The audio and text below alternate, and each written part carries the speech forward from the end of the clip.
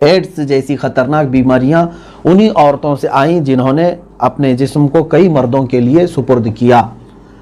تو جب آپ کو معلوم ہے کہ دنیاوی تحقیقات بھی یہ بتا رہی ہیں تو اللہ تعالیٰ نے ہمیں اس طرح کی ہولناکیوں سے بچانے کے لیے یہ نظام رکھا ہے۔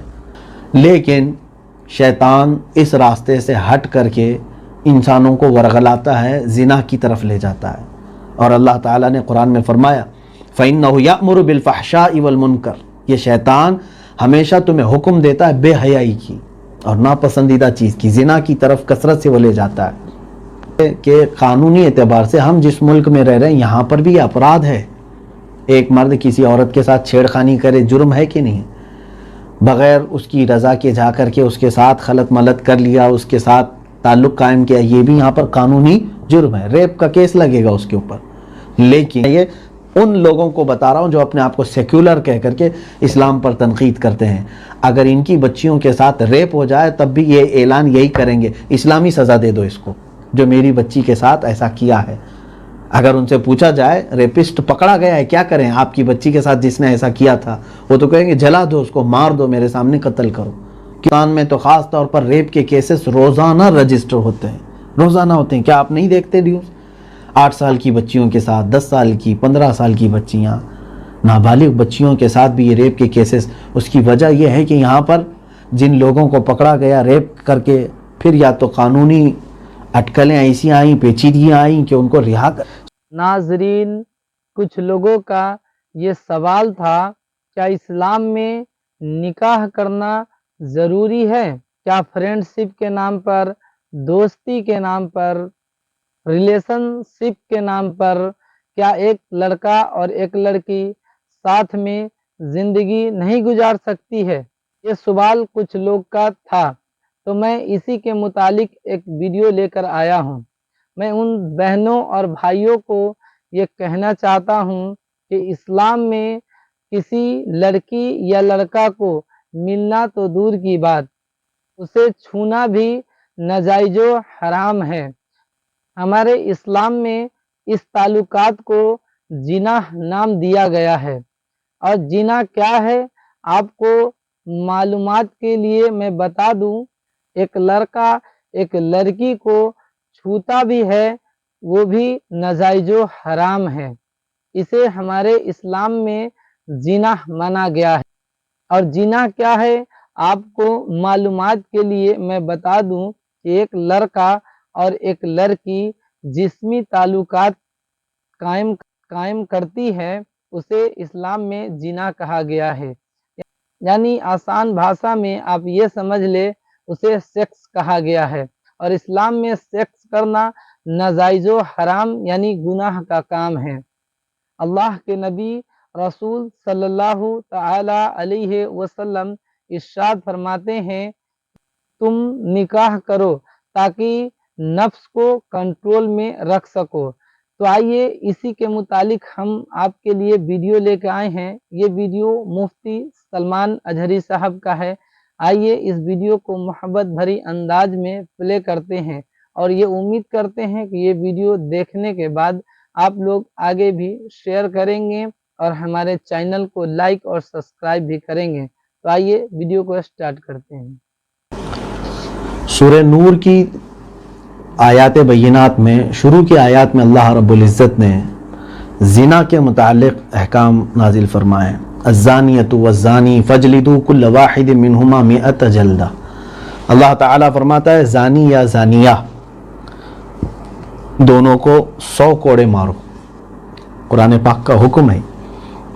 اب احادیث کریمہ سے جو احکام ملتے ہیں یہاں تو صرف کوڑوں کا ذکر ہے، لیکن اگر شادی شدہ ہے تو ان کے لیے سنسار ہے۔ یہ غیر شادی شدہ اگر ہے زنا کرنے والے تو ان کے لیے کوڑے مارنے کا حکم ہے، جو اسلامی سلطنت ہو، اسلامی حکومت ہو۔ اور ایسے نہیں ہے کہ صرف شک پر زنا کی سزا دے دی جائے گی، اس کے لیے بہت سارے احکام ہیں، یعنی ان دونوں کو دیکھا ہوا ایسا ہو، 4 گواہ ہوں جنہوں نے سوئی میں دھاگا پیروتے ہوئے جس طرح سے دیکھتے ہیں اس طرح سے دیکھا ہو اور وہ گواہی دیں، یا تو پھر انہوں نے اقرار کیا ہو، تب جا کر کے اسلامی سزا کا نفاذ ان کے اوپر ہو سکتا ہے۔ اور ایک بات میں آپ کو بتا دوں، زنا کیا ہے؟ شادی سے قبل کسی بھی مرد کا کسی عورت سے تعلق قائم کر لینا اسلام میں یہ سب سے بھیانک جرم ہے، بہت ہی خطرناک گناہ ہے، بڑے گناہوں میں، گناہ کبائر میں اس کا شمار ہے۔ اگرچہ دنیا اس کو فیشن سمجھے اور لوگ یہ سمجھیں کہ یہ تو ایک نارمل سی چیز ہے، ہر آدمی اپنا جنسی سکون کیوں نہیں حاصل کرتا جہاں سے چاہے وہاں سے؟ نہیں میرے عزیزو، اللہ تعالیٰ نے ہمیں بنایا ہے اور ہم اسی کے قانون کے مطابق چلیں گے۔ اور سب سے بڑی چیز ہمارے دین میں، اسلام میں، نسب کی حفاظت ہے۔ نسب کی حفاظت سب سے بڑی چیز ہے۔ اگر آپ کا پیدا ہونے والا بچہ مختلف لوگوں کے نطفوں کے شرکت سے آئے تو اس کو کس باپ کا نام دیا جائے گا؟ شادی کا قانون اگر نہ ہو تو کسی بچے کا کوئی باپ ہی نہیں ہوگا۔ جیسے آج بہت سارے یورپین کنٹریز میں اولاد ایسی ہیں جن کو ان کے خود کے باپ کا نام معلوم نہیں، کیونکہ ان کی ماں نے عیش کیا ہے، شادی نہیں کیا ہے، اور ان سے جو بچے ہوئے ان کی وہ پرورش بھی کر رہی ہیں، رکھ بھی رہی ہیں، اور گورنمنٹ بھی پال رہی ہے۔ لیکن یہ دنیا کی ایک بہت گری ہوئی ایسی حرکت ہے۔ میں سمجھتا ہوں کہ اگر یہی نظام رہا تو پھر انسانوں میں اور جانوروں میں کوئی فرق نہیں ہے، کہ جانوروں کا بھی کوئی نسب ثابت نہیں رہتا۔ یہاں پر اللہ تبارک و تعالیٰ نے ہمیں جو دین عطا فرمایا ہے، اس میں عورت کی طہارت، پاکیزگی، عفت اور ساتھ ہی ہمارے نسب کی حفاظت، یہ بہت ہی اہم چیزیں ہیں ہمارے پاس۔ اور پھر اس کے علاوہ دنیا آج نئی تحقیقات سے یہ بھی بتا رہی ہے کہ عورت کو اللہ تعالیٰ نے جس طرح سے بنایا ہے، اس عورت کے ساتھ اگر ایک مرد تعلق قائم رکھا ہے تو یہ نیچرل ہے، اس کے لیے نیچرل ہے، قدرتی طور پر ہے۔ لیکن وہی عورت اگر ایک مرد سے زیادہ لوگوں سے اپنا جنسی تعلق رکھتی ہے تو بیماریوں کے بڑھنے کے اندیشے 90% سے زیادہ ہیں۔ ایڈز جیسی خطرناک بیماریاں انہی عورتوں سے آئیں جنہوں نے اپنے جسم کو کئی مردوں کے لیے سپرد کیا۔ تو جب آپ کو معلوم ہے کہ دنیاوی تحقیقات بھی یہ بتا رہی ہیں تو اللہ تعالیٰ نے ہمیں اس طرح کی ہولناکیوں سے بچانے کے لیے یہ نظام رکھا ہے۔ لوگ آج اس کو ہلکے میں لے رہے ہیں کہ نکاح کرنے کے بعد بھی وہی ہم کو کام کرنا ہے، تو نکاح سے پہلے وہ کام کیوں نہیں ہو سکتا؟ میرے عزیزو، ایک قانون بھی تو کوئی چیز ہوتی ہے۔ پوری دنیا قانون کے اعتبار سے چلنا چاہتی ہے۔ آپ ظاہر سی بات ہے کسی دکان میں جا رہے ہیں خرید و فروخت کے لیے، ایسا تو نہیں ہوتا نا کہ آپ کپڑا لینے کے لیے گئے اور اٹھا کر کے لائے اور کپڑا کاٹ کے پہن بھی لیا اور دوسرے کو دے بھی دیا اور پیسے کی اس کے بات ہی نہیں ہوئی۔ اس کو کہتے ہیں کہ خرید و فروخت نہیں ہوئی، اٹھا کر کے چوری کیا ہے تم نے۔ ہاں، آپ اگر دلیل میں کہیں ارے میں تو وہ لینے ہی والا تھا تو پہلے ہی لے لیا تو کیا فرق پڑتا ہے، ایسا تو نہیں ہوتا۔ خرید و فروخت میں بھی آپ دیکھیں گے کہ بات طے ہو جاتی ہے، اس کو مالک کو اس کے پیسے دیں گے، آپ سامان لیں گے، تب آپ کے استعمال میں وہ چیز آتی ہے۔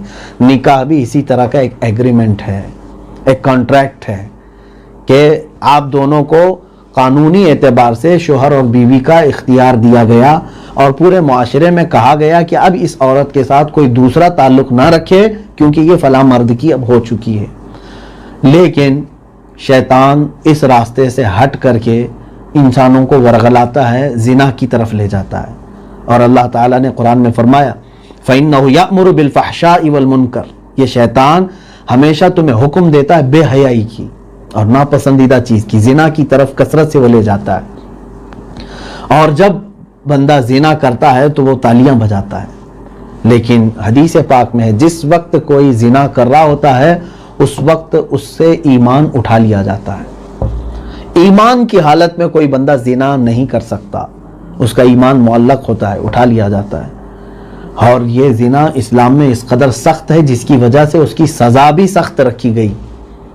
آج لوگ جگہ جگہ پر تنقید اگرچہ کریں کہ اسلام میں سنگسار کرنے، پتھروں سے مار کر ہلاک کرنے کی سزا ہے، کوڑے مار کر کے ختم کرنے کی سزا ہے، میرے عزیزو ہاں، اس کی وجہ صرف اور صرف یہ ہے کہ اسلام پورے معاشرے کو بھیانک بیماریوں سے بچانا چاہتا ہے۔ آج تم ایک کو وائرس لگ جائے تو اس کو مار رہے ہو، یہ اور بات ہے کہ ٹریٹمنٹ کا اعلان کیا جا رہا ہے، لیکن کئی جگہوں پر یہ بھی باتیں آئی ہیں کہ ان لوگوں کو مار دیا گیا ہے۔ کچھ کنٹریز کی ایسی باتیں آئی ہیں، کیوں؟ تاکہ یہ دوسروں کو نہ پھیلے۔ زنا کا وائرس بھی ایسا ہے کہ وہ معاشرے میں رہتے رہتے کئی لوگوں کو اپنے چنگل میں لے لیتا ہے۔ اور حیرت کی بات یہاں پر یہ ہے کہ قانونی اعتبار سے ہم جس ملک میں رہ رہے ہیں یہاں پر بھی یہ اپرادھ ہے، ایک مرد کسی عورت کے ساتھ چھیڑخانی کرے، جرم ہے کہ نہیں؟ بغیر اس کی رضا کے جا کر کے اس کے ساتھ خلط ملط کر لیا، اس کے ساتھ تعلق قائم کیا، یہ بھی یہاں پر قانونی جرم ہے، ریپ کا کیس لگے گا اس کے اوپر۔ لیکن ساتھ میں اگر آپ دوسرا رخ دیکھیں تصویر کا، یہی گورنمنٹ ہے اور یہی قانون ہے، کسی عورت کو یہ چاہے تو لائسنس دے سکتی ہے کہ تو اپنا جسم جتنے چاہے ان کو دے سکتی ہے، یا تو پھر رضامندی ہے دونوں کی تو قانون کہتا ہے کہ کوئی مسئلہ نہیں ہے، انہوں نے اس طرح کا اسلام قانون نہیں لایا۔ اسلام نے قانون زنا کے متعلق چاہے جبر کے ساتھ کرے چاہے رضا کے ساتھ کرے، دونوں بھی یہ گناہ ہے۔ کیا ایسا ہو سکتا ہے کہ زبردستی کرنے سے اس کو بیماری آتی ہے اور خوشی سے کریں گے تو بیماری نہیں آئے گی؟ ایسا تو نہیں۔ ایک عورت کے ساتھ اگر کئی مردوں نے خوشی کے ساتھ کیا تو بھی بیماری آنے کے اندیشے ہیں، اور زنا بالجبر کیا ہے تب بھی اس کے ہلاک ہونے کے اندیشے ہیں۔ اور اسلام تمہاری جان اور تمہارے جسم کی حفاظت چاہتا ہے، جس کی وجہ سے اس پر پابندی لگائی گئی ہے، زنا پر۔ میں یہ ان لوگوں کو بتا رہا ہوں جو اپنے آپ کو سیکولر کہہ کر کے اسلام پر تنقید کرتے ہیں، اگر ان کی بچیوں کے ساتھ ریپ ہو جائے تب بھی یہ اعلان یہی کریں گے، اسلامی سزا دے دو اس کو جو میری بچی کے ساتھ ایسا کیا ہے۔ اگر ان سے پوچھا جائے ریپسٹ پکڑا گیا ہے کیا کریں آپ کی بچی کے ساتھ جس نے ایسا کیا تھا، وہ تو کہیں گے جلا دو اس کو، مار دو، میرے سامنے قتل کرو۔ کیوں؟ انتقام کی آگ تمہارے جسم کے اندر بھڑکی ہوئی ہے۔ تمہاری بیٹی کے ساتھ اگر کچھ ہوا تو تم یہی مطالبہ کرتے ہو، اور اسلام پوری دنیا کی ہر خاتون کو اپنی بیٹی کا احساس دیتا ہے۔ کسی بھی عورت کے ساتھ زنا جائز نہیں۔ مسلمان کا کسی غیر مسلم کے ساتھ بھی یا کسی غیر مسلم کا مسلمان کے ساتھ بھی زنا کے لیے کوئی بھی راستہ نہیں ہے اسلام میں۔ اگر مرد اپنی خواہش پوری کرنا چاہتا ہے تو اسے صحیح طریقہ دیا گیا ہے کہ نکاح کرے کسی ایک عورت کے ساتھ، اس کے ساتھ زندگی گزارے۔ ایک سے نہیں ہو سکتا تو دو کے ساتھ کر لے، دو کے ساتھ زندگی بسر کرے۔ تمہیں 4 تک کی اجازت اسلام نے دے رکھی ہے۔ پھر یہاں سے خواہشات کا دروازہ کھول کر کے اگر یہ ہر جگہ اپنے عیب کے دھبے لگانا چاہتا ہے تو پھر اس کی لگام پکڑی جائے گی۔ اسلام اس بات کی اجازت نہیں دیتا۔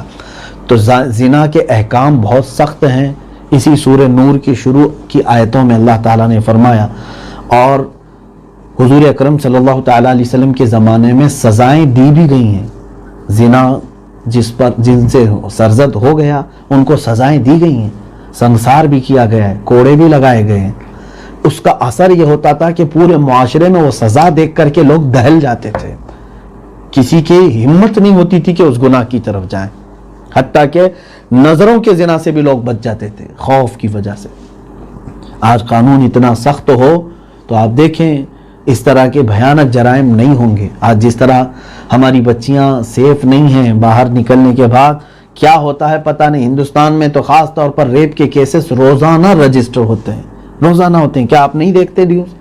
8 سال کی بچیوں کے ساتھ، 10 سال کی، 15 سال کی بچیاں، نابالغ بچیوں کے ساتھ بھی یہ ریپ کے کیسز۔ اس کی وجہ یہ ہے کہ یہاں پر جن لوگوں کو پکڑا گیا ریپ کر کے، پھر یا تو قانونی اٹکلیں ایسی آئیں، پیچیدگیاں آئیں کہ ان کو رہا کر۔ سورہ مومنون میں یہ آیتیں آئیں، اس کے بعد تخلیق انسان کے متعلق پچھلی تفسیر میں نے عرض کر دیا ہے اللہ تعالیٰ نے انسان کو کیسے پیدا کیا۔ رب تعالیٰ نے ایک نطفے سے ماں کے رحم میں اس کو رکھا، 9 مہینے اس کی حفاظت فرمائی۔ حدیث پاک میں ہے جب ماں کے پیٹ میں باپ کی طرف سے نطفہ جاتا ہے تو اس پر 40 دن گزرتے ہیں۔ 40 دن کے بعد وہ بستہ خون بنتا ہے، پھر اس کے بعد 40 دن ویسے ہی رہتا ہے، پھر 40 دن کے بعد وہ ایک گوشت کے لوتھڑے میں آ جاتا ہے۔ تب اللہ تعالیٰ کی طرف سے 2 فرشتے آتے ہیں، ایک روایت میں ایک فرشتہ آتا ہے اور اس بچے کے جسم میں روح پھونک دیتا ہے 120 دن کے بعد۔ ویسے تو بچے کی ہارٹ بیٹ 6 ویک کے بعد شروع ہو جاتی ہے، یعنی جو بستہ خون میں جیسی آتا ہے، اور سب سے پہلے جنین میں یعنی بچے میں سب سے پہلے اس کا دل بنایا جاتا ہے، یا سائنس کے اعتبار سے بھی میں بات کروں گا۔ اس کے بعد 120 دن ہو جائیں، بعض روایات میں 6 ہفتے کا ہی ذکر ہے، 40 دن کے بعد ہی فرشتہ آتا ہے اور اس کے جسم میں روح پھونکتا ہے، اور رب تبارک و تعالیٰ سے فرشتہ یہ پوچھتا ہے کہ اے مولا اسے کیا بناؤں، لڑکا یا لڑکی؟ اللہ جو حکم فرماتا ہے وہ اسے دیتا ہے، کون سی شکل اللہ تعالیٰ وہ بھی دیتا ہے۔ پھر اس کے بعد فرشتہ سوال کرتا ہے کہ اس کے متعلق نیک لکھوں یا بدبخت لکھوں؟ اللہ تعالیٰ کی طرف سے جو حکم آتا ہے ماں کے پیٹ میں وہی لکھ دیا جاتا ہے۔ اور اس کے بعد فرشتہ یہ بھی پوچھتا ہے کہ مولا اس کی پوری زندگی میں کتنا رزق لکھوں؟ رب تعالیٰ کا حکم ہوتا ہے اتنا رزق۔ کب؟ ہم جب اپنی ماں کے پیٹ میں ابھی 100 دن کے تھے تب ہماری موت تک جو کچھ ملنا ہے وہ سب لکھا جا چکا ہے۔ اب اس کے بعد دنیا میں ہم تولد ہوئے، اللہ تبارک و تعالیٰ نے ہماری تخلیق کیسے فرمائی، ماں کے پیٹ میں ہمیں حفاظت کے ساتھ رکھا، دنیا میں آنے کے بعد ماں کے سینے میں ہمارے لیے غذا رکھی، خون سے بدل کر کے اللہ تعالیٰ نے ہمیں دودھ کی شکل میں غذا عطا فرمائی، جبکہ آپ کو اندازہ ہونا چاہیے ہمارے آنے سے پہلے ہی ماں کے سینے میں دودھ بننا شروع ہو جاتا ہے۔ ہمارے آنے سے پہلے دنیا میں ماں کے سینے میں دودھ بننا شروع ہو جاتا ہے۔ یعنی اس طرح کی ضیافت، اس طرح کی مہمان نوازی ہم سب کی کہ آنے سے پہلے ماں کے دل میں تمہاری محبت، باپ کے دل میں تمہاری محبت، ماں کے سینے میں تمہارے لیے غذا، اور ہر ایک کے ہاتھوں میں تمہارے لیے رحم، یہ تمام چیزیں اللہ تعالیٰ کی طرف سے ہے۔ ایک بچہ دنیا میں آتا ہے تو اس کے لیے تمام یہ معاملات اگر رب تبارک و تعالیٰ نہ فرمائے، بہت سارے ایسے ہیں کہ ماں پیدا کر کے مر جاتی ہے جانوروں میں، کچھ مادہ ایسی ہیں مچھلیوں میں ہیں اور کچھ پرندوں میں ہیں، جیسی بچہ پیدا کیا اور وہ مادہ مر گئی اور اس کے بعد ان کی پرورشیں ہوتی ہیں۔ تو آپ نے دیکھا ناظرین کہ اسلام میں نکاح کرنا کتنا ضروری ہے۔ ہمارے آقا نبی کریم صلی اللہ تعالی علیہ وسلم اس دنیا میں جو بھی پیغام لے کر آئے ہیں وہ حق پیغام لے کر آئے ہیں۔ اللہ تعالی جو بھی انسان کے لیے کچھ بھی کرتا ہے ان کے حق میں برابر کرتا ہے۔ اللہ کوئی بھی کام ایسا نہیں کرتا جو حکمت کے ساتھ بھری نہ ہو۔ تو دوستوں اور بزرگوں، ہم یہ امید کرتے ہیں کہ آپ اور ہم اس بات پر عمل کریں گے اور اس گناہ سے بچنے کی پورا کوشش کریں گے۔ اللہ پاک سے دعا ہے کہ اللہ تبارک تعالی ہمیں اور تمام انسانوں کو زنا جیسے گناہ سے محفوظ فرما، آمین۔ اور اس ویڈیو کو آپ لوگ لائک کریے اور شیئر کریے اور چینل کو سبسکرائب کریے۔ ہم پھر ملیں گے آپ کے لیے اسی طرح کا ویڈیو لے کر۔ السلام علیکم ورحمۃ اللہ وبرکاتہ۔